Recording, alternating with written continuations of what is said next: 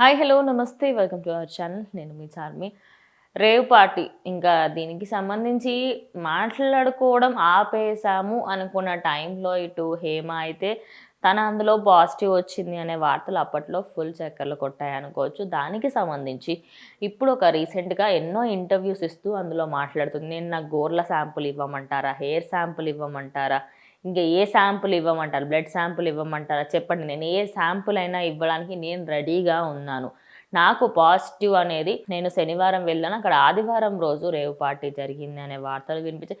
Birthday పార్టీకి rave పార్టీకి తేడా తెలీదా మీకు అంటూ అటు సోషల్ మీడియాలో కొంతమంది యాంకర్లు కూడా దీనికి సంబంధించి నేను పాజిటివ్గా వచ్చాను, అదేవిధంగా నన్ను అరెస్ట్ చేశారు, ఇవన్నీ కూడా మాట్లాడడం జరిగింది.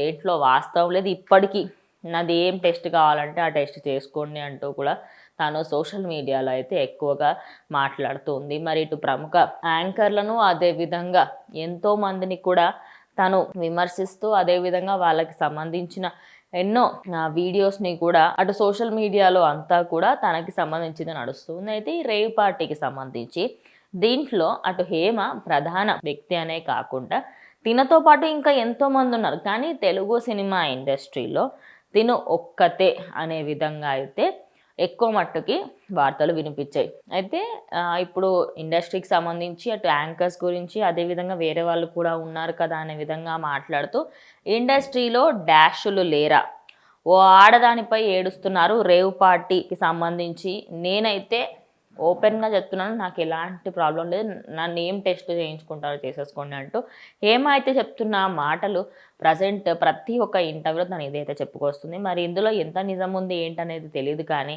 నిజానికి అటు రేవ్ పార్టీకి సంబంధించి దాని గురించి పక్కకు పెడితే, మీరు ఇండస్ట్రీలో ఇంకా డాష్లు ఎవరు లేరా అనే మాట మాట్లాడడము అది మాత్రం కరెక్ట్ కాదని, అది ఎవరిని ఉద్దేశించి అన్నారు అంటూ కూడా చాలామంది నెటిజన్స్ అయితే కమెంట్స్ చేస్తున్నారు.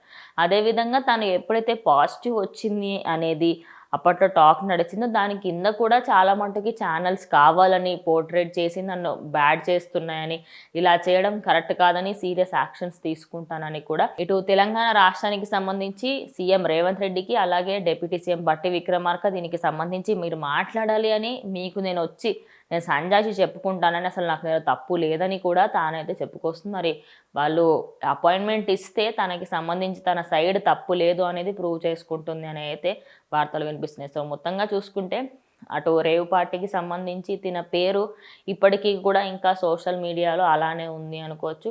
ఇక దీనికంటూ ఒక ఎండ్ పడుతుందా లేదా అంటే తెలంగాణ గవర్నమెంట్ ఏదైతే యాక్షన్ తీసుకుందో దానిపైన ఆధారపడి ఉంటుంది.